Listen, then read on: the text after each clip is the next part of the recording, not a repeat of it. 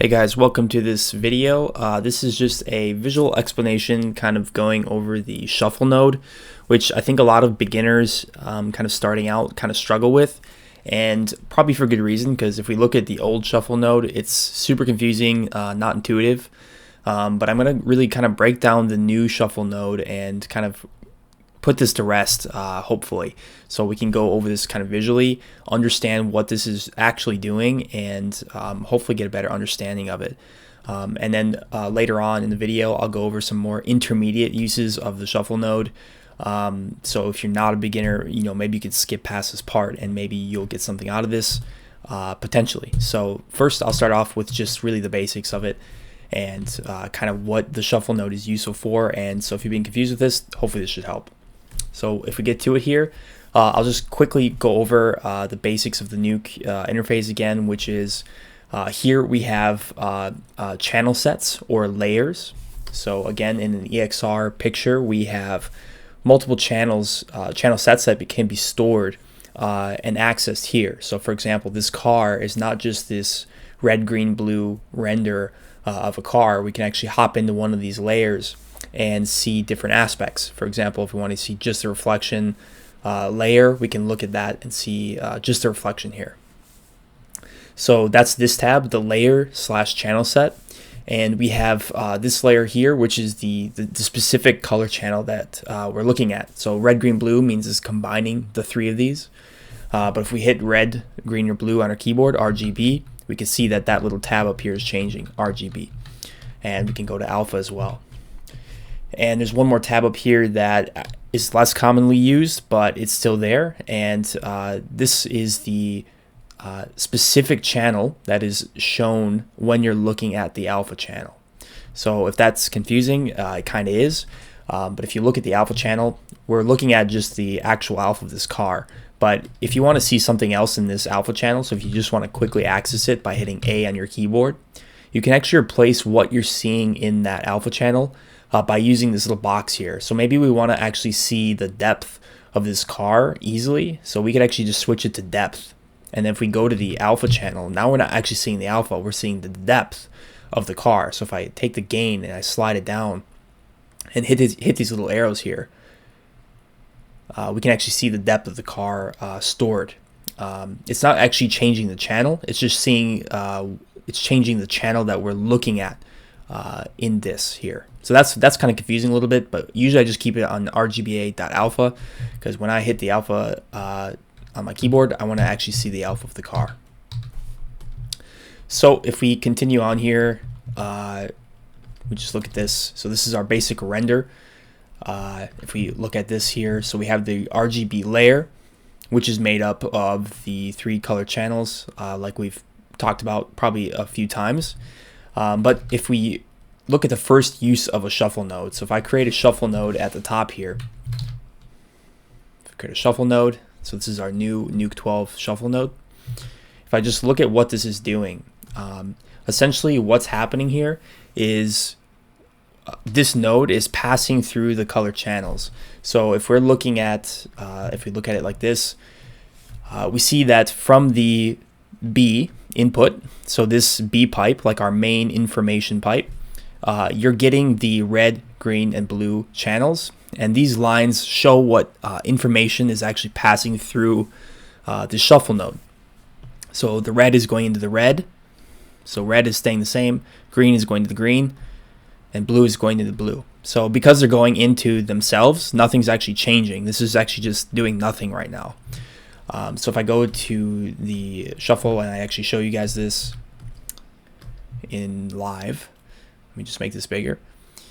So if I go to here, so I say I have the shuffle node here, and I take the RGBA red and I put it to this little black button. I can actually delete the red channel by doing this. So if I press this little black button, you'll see the red channel actually disappears, and the combined layer, the RGB combined layer, is turning cyan because we only have the green and the blue channels remaining.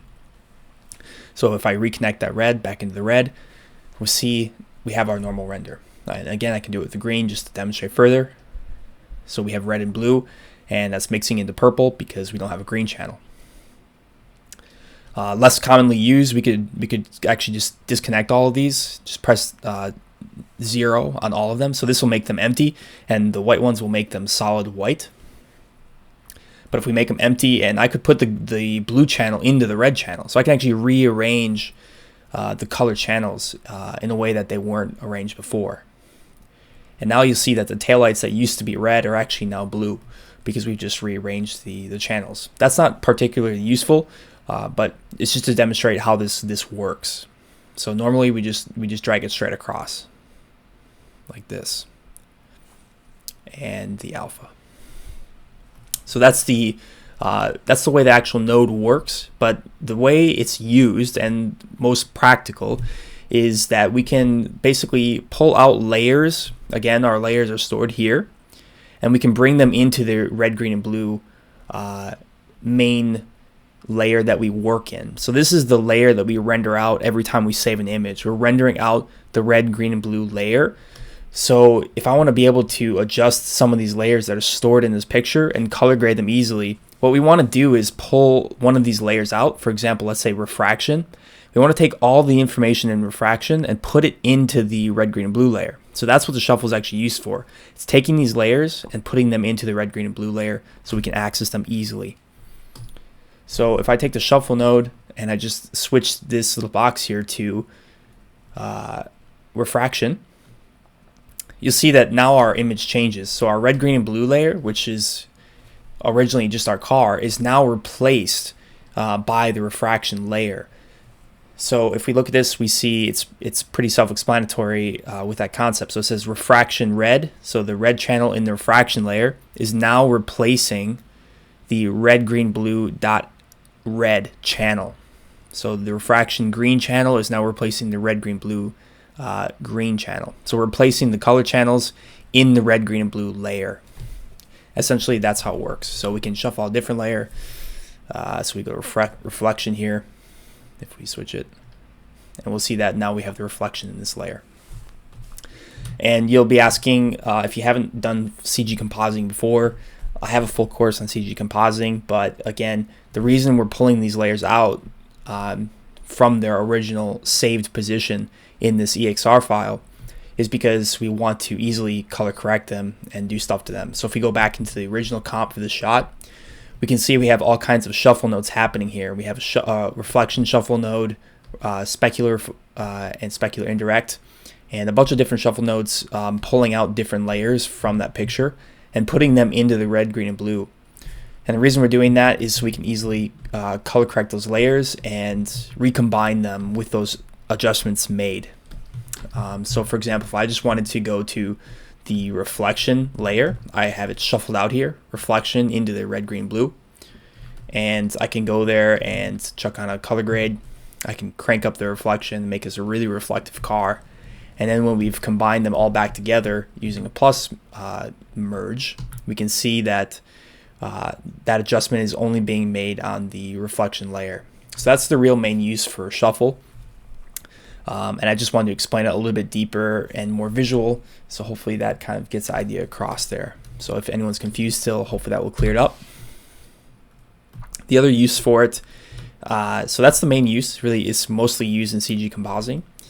But the other use we have is sometimes I use it for if we have an image like this.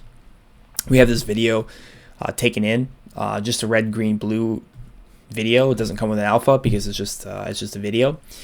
And if we were to want to mask this, like let's say we want to roto off this guy off the background, and I took a roto node and I made a mask, you'll see that it's cutting out properly. So it's just cutting out the red, green, and blue. But our video doesn't have an alpha. So if I go to the alpha channel, you'll see everything is just black. And if you merge this over another picture, you'll see that we get this kind of plus looking effect.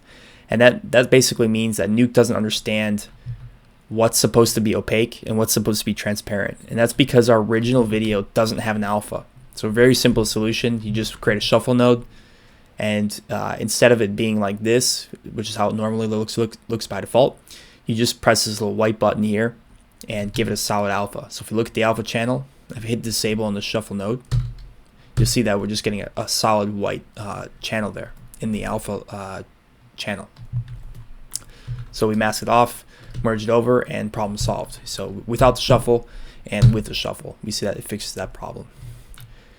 Of course, that's one way of creating alpha. You could do it another way. You could do a roto with the output, set the alpha, and it will create an alpha for that, and you could pre-multiply that and merge it over, and that's going to give the same result. So those two things are exactly the same, but this does have a benefit knowing that your shuffle, you can create alpha channels, and occasionally you'll need to do that to create a solid alpha or delete an alpha, etc. So that's kind of how that's relevant. So that's the basic uses and most common. So if you understand those two things, you're probably good to go. The more advanced or intermediate, I guess, would be these situations. And essentially what we can do with the shuffle is we can carry channels down the pipe. So this is going to get a little bit more complicated, but hopefully we can keep it understandable here. So we have this video here. This is not exactly practical, but I just want to show you how it works, and then I'm going to show you an actual practical Nuke script that I use this in. But I just want to show how it works first. So we have basically just the video, and we open up the shuffle. Actually, let's just create a new shuffle. So let's say we want to shuffle this alpha into this picture that doesn't have an alpha. We could do that. So we can create a shuffle node and plug it in. So we see that the B is being plugged in, and we also have a little arrow here that's A. So I can actually plug the A into here, and from this I can switch this second box down here into A and switch it to RGBA. So right now, again, it's doing nothing because we see that the lines, red is going to red, green, blue, alpha, they're all just going straight and connecting in. But instead I can switch it from this A box that we just created into this output layer. So if I take the alpha from the A layer, so I grab this and I put it into the output from this shuffle node into the alpha channel, you see if we look at the alpha channel now, we have the car alpha stored in there. So if I were to pre-multiply this, we see that the car alpha is cutting out the picture. So you could also do this with a copy node. So you could copy an alpha to alpha. So just to show you, you can obviously do the same thing with this and pre-multiply, and you're going to get the same result. What's better with the shuffle node, especially the newer one, is it's not just with alphas, and it makes it much easier. So if we go to, let's say I want to copy the depth channel from this car. So I want to copy this layer. And if I gain down on this layer, we can see that the depth from the camera information is stored in here. So if I switch the A to depth, you'll see that it's automatically detecting that channel, and that's stored in the layer, which is depth.z. And what I can do is I can store that in this output from the shuffle. So if I go back to the red, green, blue while I'm doing this, and just look at our original image, I'm going to switch the output layer to depth, and I'm going to copy the depth from A into this output layer. And if we look at the shuffle, nothing is actually changing in the red, green, and blue because we haven't shuffled or changed anything in the red, green, blue output layer. So that's kind of what we're doing here. So we're just affecting only the depth. So if we look at the channel, or sorry, the layer, and we go to the depth, we'll see that that's actually stored there now. So if I go further down this comp and I put my viewer here, you'll see that information is being carried down the stream. So essentially what we can do, and the reason we're doing this, is because we can store channels or layers in this B pipe, and we can bring them down all the way and use them later on in the comp. And if you're doing a pretty small comp, or you're not doing more complex stuff yet, again, this is more intermediate, it might not be relevant to you yet, but eventually it will be, and that's why we're talking about this. So now that is stored in there, let's just go back to our red, green, blue. So we have this picture, we have this information that's hidden, but it's stored in this information pipe that we've created. If we want to get that information back out into the red, green, and blue, we can actually do that. So we put another shuffle at the end here, and I'll just create a fresh one. So I'll create a new shuffle, plug it in here, and then I will shuffle the depth into the alpha channel just to see if that information is carried. So we look at this, now we look at the alpha. If we gain down, we can actually see that yes, in fact, we've copied that, and now we've moved that information into the alpha channel. So that's pretty cool. So we can kind of copy those channels, bring them down through the comp without having to, take this thing, paste it down here, and then, shuffle out the depth and do all of that. Anytime we need that depth channel, we can basically just grab it and pull it out of the comp, out of the stream whenever we want. So that's kind of one use, and that's not exactly practical. I'll show you a practical use of this in a second here. This is another example doing the same exact thing. A little bit more practical because this would actually be kind of useful, and sometimes they'll do this in productions. So we have our original video here, and I've degrained it, so kind of a denoise version of this footage. And what I've done is, what I want to do is shuffle this degrained version into its own hidden channel in here. So whenever I need the denoise version of the footage, I don't have to keep denoising it. I don't have to keep going up to the top of my composite and grabbing these and pasting them. I'll have it stored in this information pipe whenever I need it. So essentially what we can do here is we go to the shuffle. This is the default. I'm going to do the output layer. I'm going to create a new layer. I'm going to say denoise. And then I'm just going to hit this little button here, and it will create the channels to fill that layer, and hit OK. And from the A input, I'll switch it to red, green, blue, alpha. And now what I'm going to do is just drag this box into here. So now what we've done is, if we look at our RGBA, it's still the same.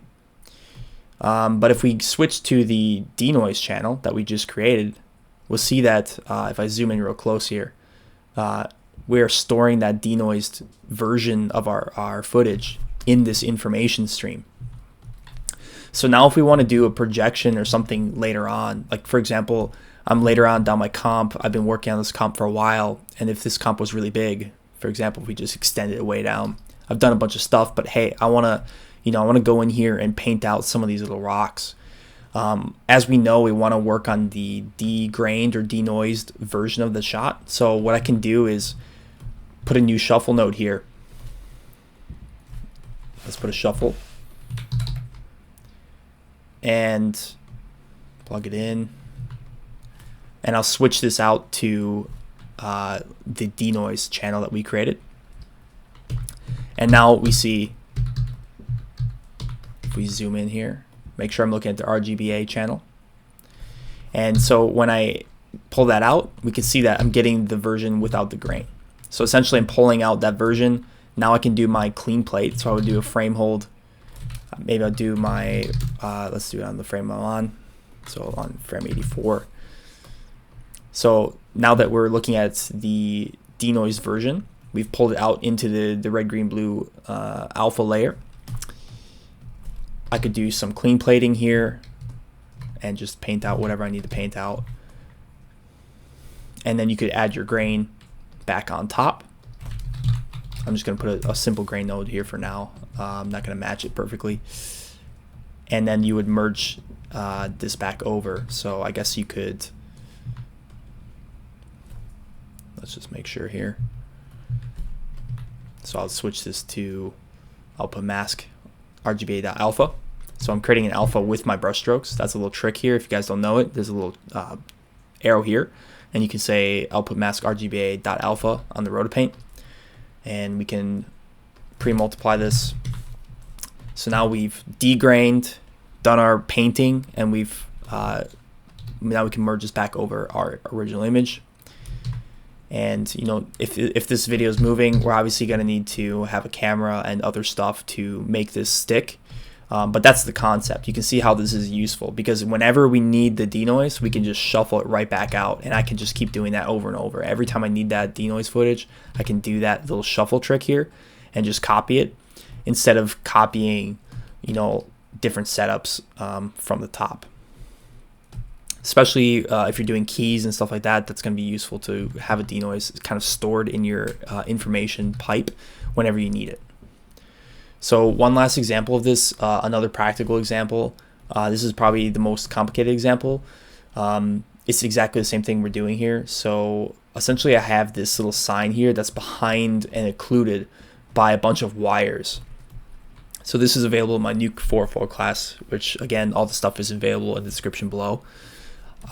But essentially, yeah, we have a sign that's kind of occluded by a bunch of wires. And there's some lights that go around the rim of this sign.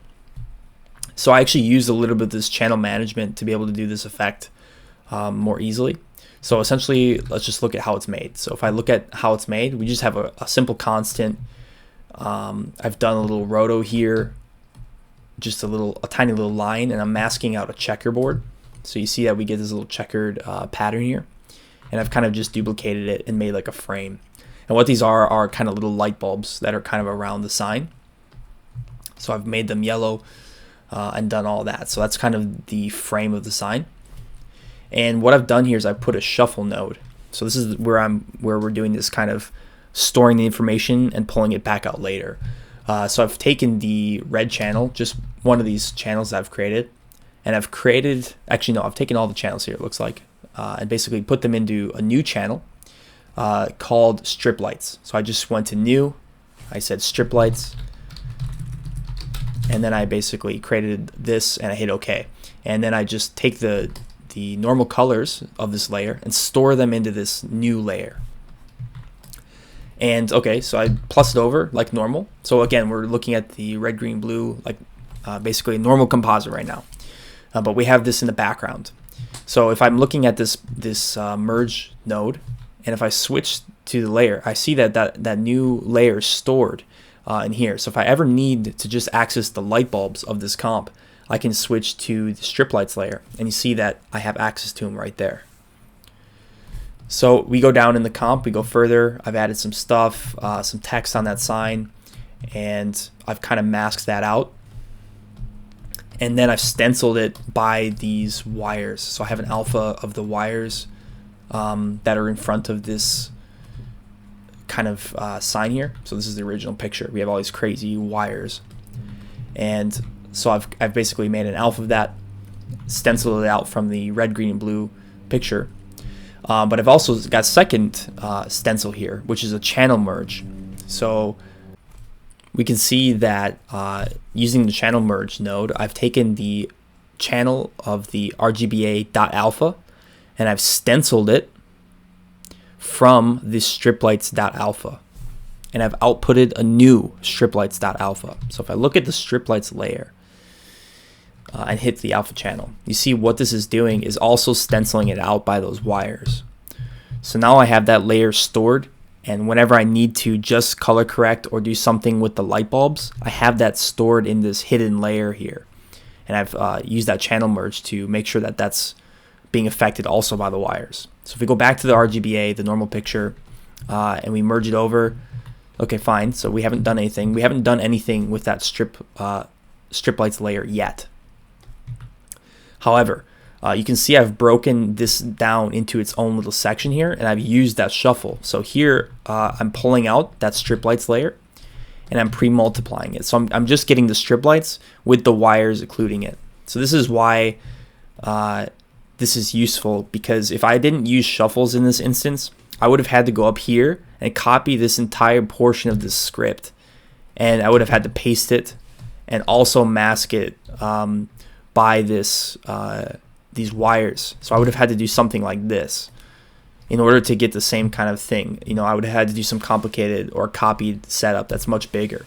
But by using the shuffles, I didn't have to do that. So I shuffle it back out, pre-multiply it, and now I can glow those light bulbs and plus them over the top. So you see that we're only affecting those yellow lights that are around the frame, and they're occluded properly by the wires. And we're also adding a little bit of glint to those as well. And that's just one way to use channel management, I guess, layer shuffling downstreams of information. So that's one example, and hopefully that's kind of useful to you guys. Hopefully you guys can understand shuffle a bit more now, and if you found this video useful, as always, hit the like button and subscribe. It really helps the channel, and thanks so much.